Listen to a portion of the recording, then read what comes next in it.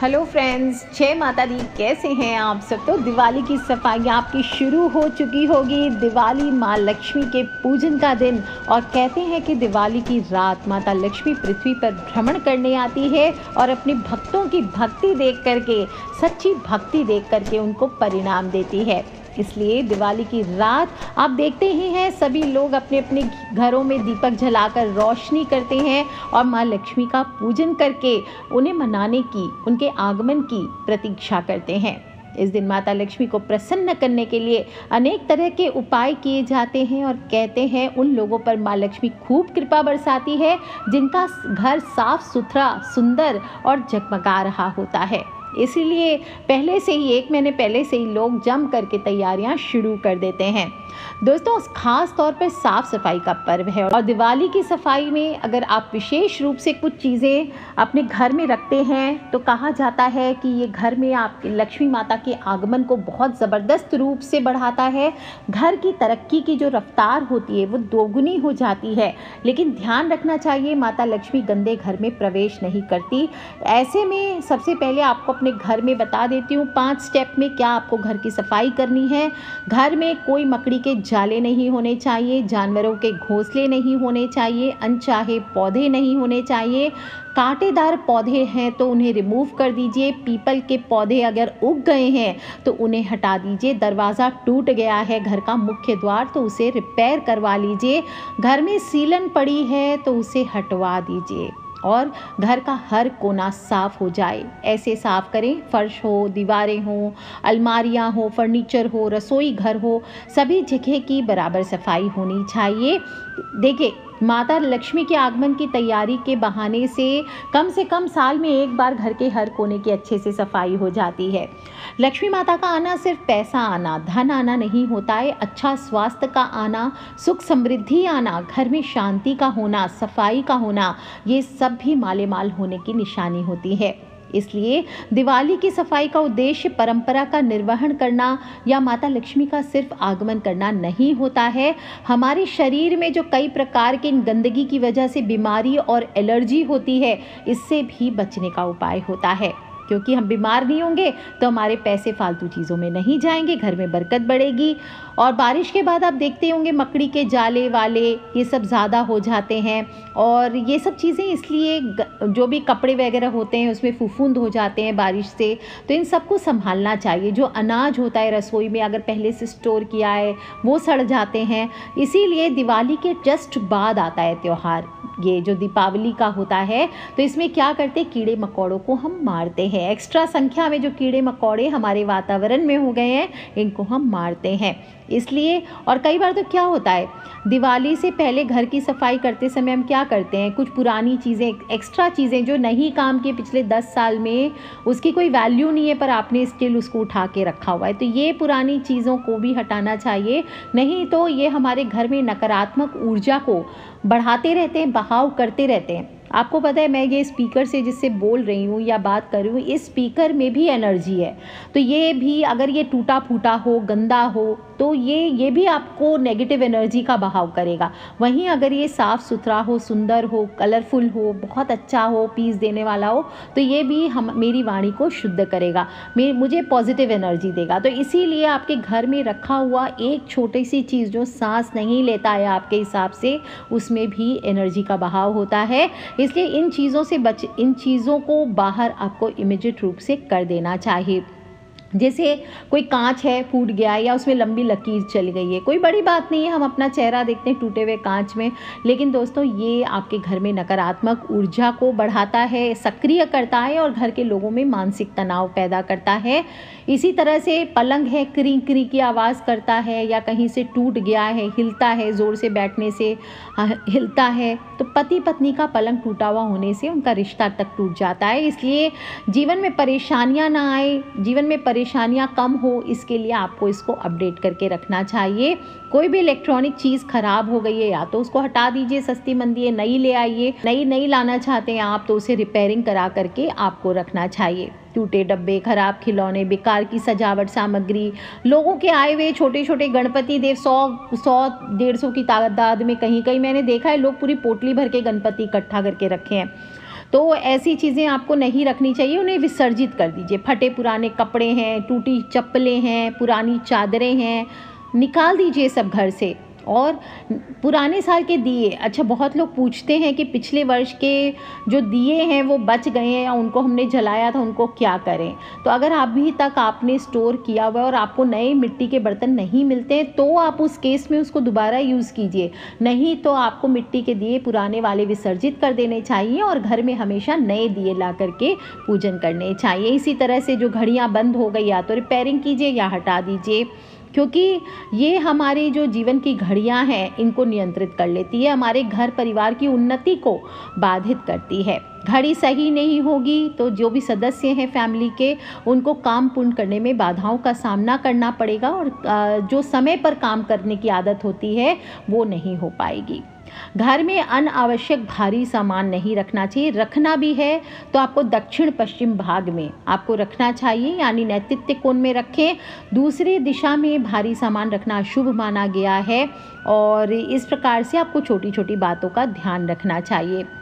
दोस्तों, हमारे जो पूर्वज थे उन्होंने रोज़मर्रा या फिर जो सामुदायिक काम है इनको किसी न किसी धारणा से जोड़ दिया। इसी तरह से दिवाली पर मकान हो, दुकान हो, इनकी सफाई का भी है, क्योंकि इस दौरान बैक्टीरिया इतने ज़्यादा पल जाते हैं, तरह तरह के कीट पतंग उग जाते हैं। दिवाली के बाद सर्दी का मौसम शुरू होता है, बरसाती घास सूखने लगती है, इसलिए सभी जगहों की सफाई करना बहुत बहुत ज़रूरी होता है। सिर्फ ये सब ही नहीं, इसके अलावा भी जो आपके जो पिछले साल के वुलन क्लोथ्स हैं, क्योंकि विंटर्स आने वाले हैं, उन्हें भी निकाल करके धूप दे दीजिए। एसी का जो फ़िल्टर है उसको भी निकाल कर धोना चाहिए, वाटर फ़िल्टर को साफ़ करें। पीने के पानी को आप कहाँ से भी लाते हैं, वो जो घड़ा आदि है उसको बदल सकते हैं। और ध्यान रखना चाहिए, कूलर अगर आप यूज़ करते हैं तो कूलर का पानी भी सुखा लीजिए। जो जालियां हैं उसकी घास को फेंक दीजिए और पूरी तरह से सुखाकर इन सब चीज़ों को रख दीजिए। अब एक चीज़ आपको नहीं फेंकनी है सफाई के बाद, और वो है पुरानी झाड़ू, क्योंकि इस बार मैं आपको पुरानी झाड़ू का उपाय करवाऊंगी। इसे संभाल करके रखिए। झाड़ू का संबंध माँ लक्ष्मी से माना जाता है, हर बार बताती हूँ आपको। और इस बार आपको ध्यान रखना है, धनतेरस पर नई झाड़ू अवश्य लेकर के आनी है और पुरानी झाड़ू को दीपावली के अगले दिन सुबह आपको झाड़ू लास्ट अपने घर में झाड़ू मार करके इसको फेंकना है। ध्यान रखें दोस्तों, साफ सफाई पूर्ण होने के बाद दिवाली शुरू होने से पहले आपको कुछ विशेष पौधे हैं जो आपको इस बार घर में लगाने हैं, जिनमें धन को खींचने की शक्ति मानी गई है।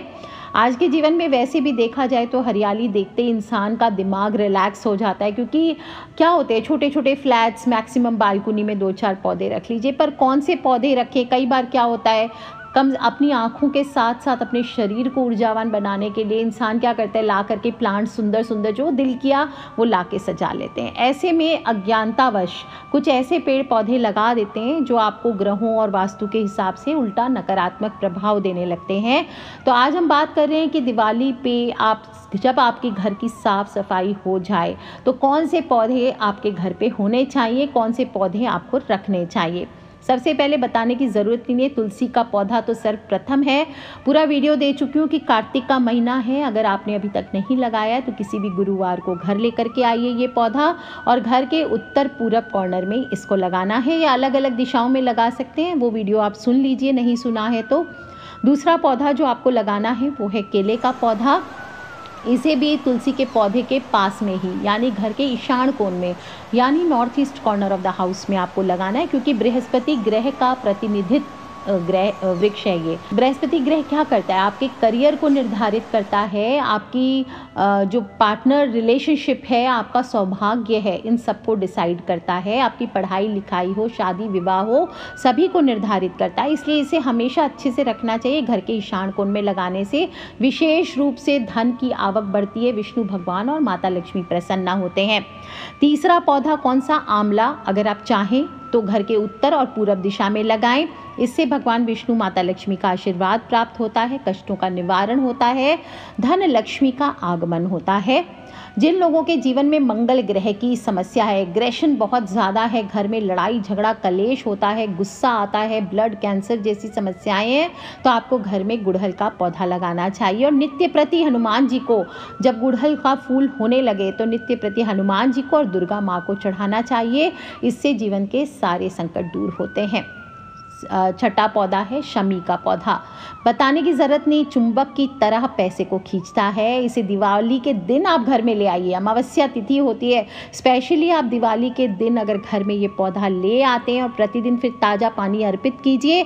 देखिए आप शनिवार हुआ, अमावस्या हुआ, इस दिन पौधे के समीप सरसों के तेल का दीपक जलाइए। आप देखिए आपके धन कोष में कैसी वृद्धि होने लगेगी। अगर बरकत नहीं हो रही है, बरकत बढ़ने लगेगी, धन आगमन के रास्ते खोलता है ये पौधा।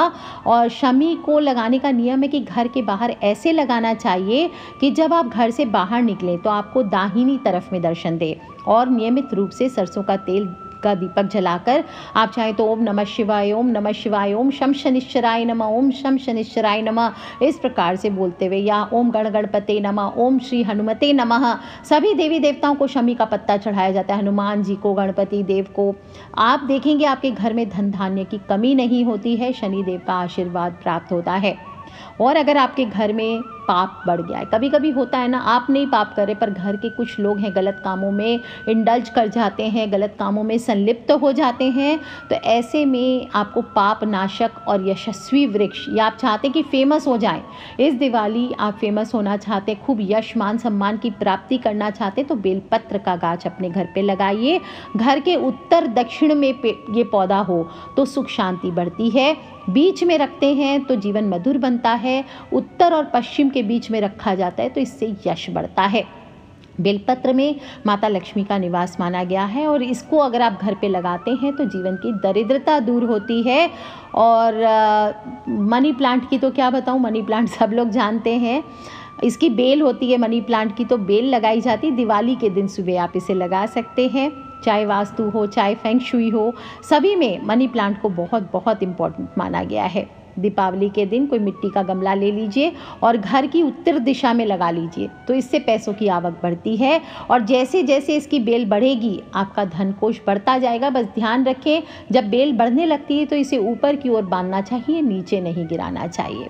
और इसके अलावा भी पैसों का प्लांट, कौन सा प्लांट बताती हूँ हमेशा, पैसों का प्लांट कौन सा प्लांट, यानी आपका जेड प्लांट, क्रॉसुला प्लांट जिसे हम कहते हैं।